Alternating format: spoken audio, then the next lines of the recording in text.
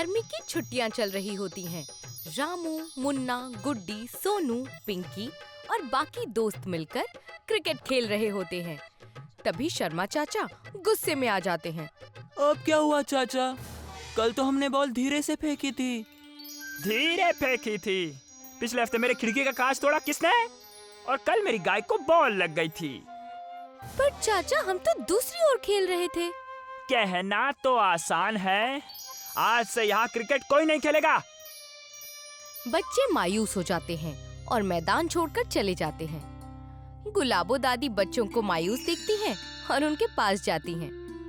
अरे बच्चों, क्या हुआ? इतने मायूस क्यों हो? दादी, कोई हमें खेलने नहीं देता।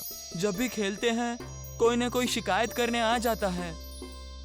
अरे रे, खेलने की उम्र में खेलोगे नहीं तो कब खेलोगे? दादी कुछ करती है। गुलाबो दादी बच्चों को लेकर सीधा मुखिया जगन्नाथ के घर पहुंचती है। मुखिया जी, बच्चे खेलना चाहते हैं, इन्हें खेलने से मत रोकिए। ये हमारे गांव का भविष्य है। दादी, आपके बस की बात नहीं। ये बच्चे सिर्फ मुसीबत मोल लाते हैं। मुसीबत खड़ी हो जाएगी गांव के लिए। मुसीबत तो तब लगती है जब हम बच्चों को खेलने से रोकते हैं। ये बड़े होंगे तो हमारी जिम्मेदारियों में बंध जाएंगे। खेलने का वक्त अभी ही है। अच्छा दादी, अगर इतना ही भरोसा है तो मेरी शर्त मानो। मेरा भतीजा विक्रम और भतीजी नेहा शहर में बड़ी टीम में खेलते हैं। अगर तुम्हारी बच्चों की टीम उनसे जीत गई तो ये खेलते रहेंगे, और अगर हार गई तो गांव में क्रिकेट हमेशा के लिए बंद। दादी, ये तो मुश्किल है। शर्त मंजूर है मुखिया जी। अब देखना, बच्चों की मेहनत और दादी की पुरानी ताकत क्या कमाल दिखाएगी।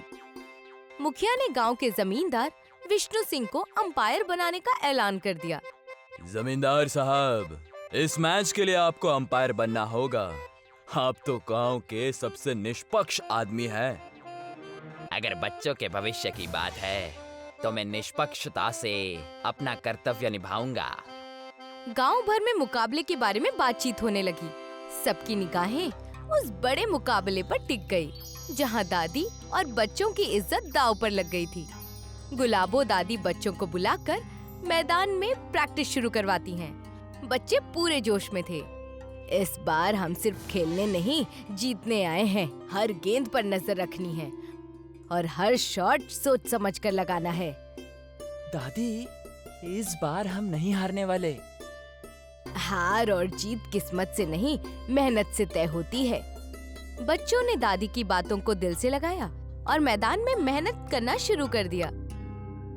गांव में एक बार फिर क्रिकेट का जुनून जाग उठा था। बच्चे सुबह शाम मैदान में जमकर प्रैक्टिस कर रहे थे। अब की बार जीत हमारी ही होगी।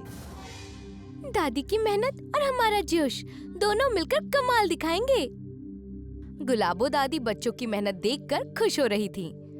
अब वो दिन दूर नहीं जब गांव का नाम रोशन होने वाला था। गांव के बड़े मैदान पर हलचल थी। बच्चे, बुजुर्ग और गांव के लोग सब इकट्ठा हो गए थे। मैदान के एक ओर मुखिया का भतीजा विक्रम और भतीजी नेहा अपनी टीम के साथ खड़ी थी और दूसरी ओर गुलाबो दादी बच्चों के साथ तैयार थीं। दादी, अब तो उम्र का ख्याल कर लेती। अगर कहीं चोट लग गई तो कौन संभालेगा? फिक्र मत करो मुखिया जी, उम्र तजुर्बा देती है और तजुर्बा जीत का रास्ता दिखाता है। चलिए टॉस किया जाए। विक्रम ने टॉस किया। गुलाबो दादी की टीम को पहले गेंदबाजी मिली।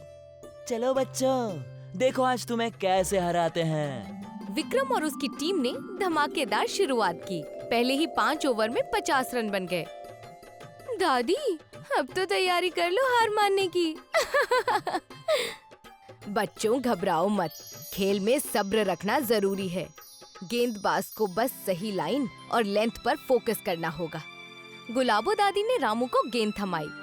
दादी, इस बार तो हम इन्हें टिकने नहीं देंगे। रामू ने गुलाबो दादी की सीख को याद रखते हुए शानदार गेंदबाजी की। रामू ने लगातार 2 विकेट झटक लिए। विक्रम और नेहा दोनों आउट हो गए। ये क्या हो रहा है? मेरा भतीजा और भतीजी तो जल्दी आउट हो गए। गुलाबो दादी की टीम ने विक्रम की टीम को 15 ओवर में 125 रन पर रोक दिया। अब बारी थी गुलाबो दादी के टीम की बल्लेबाजी की। बच्चों ने खुद पर यकीन के साथ खेलना शुरू किया। रामू और सोना ने 10 ओवर तक टिककर 70 रन जोड़ लिए, लेकिन तभी सोनू आउट हो गया। अरे अब क्या होगा? अब मैदान मेरा है, चलो बच्चों मिलकर जीतते हैं। अब मैदान में उतरी गुलाबो दादी। दादी ने आते ही 2 शानदार चौके जड़े।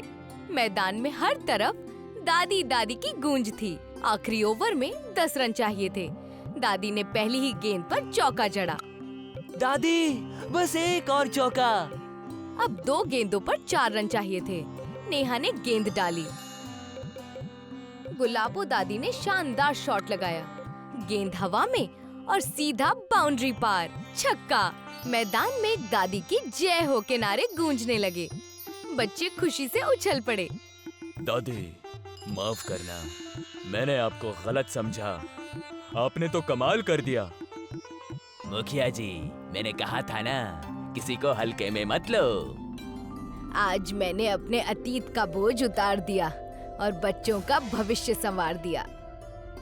अब गांव के बच्चों को खेलने से कोई नहीं रोक सकता था। गांव में क्रिकेट का जुनून फिर से जाग उठा था और गुलाबो दादी ने अपनी खोई हुई इज्जत वापस पा ली थी।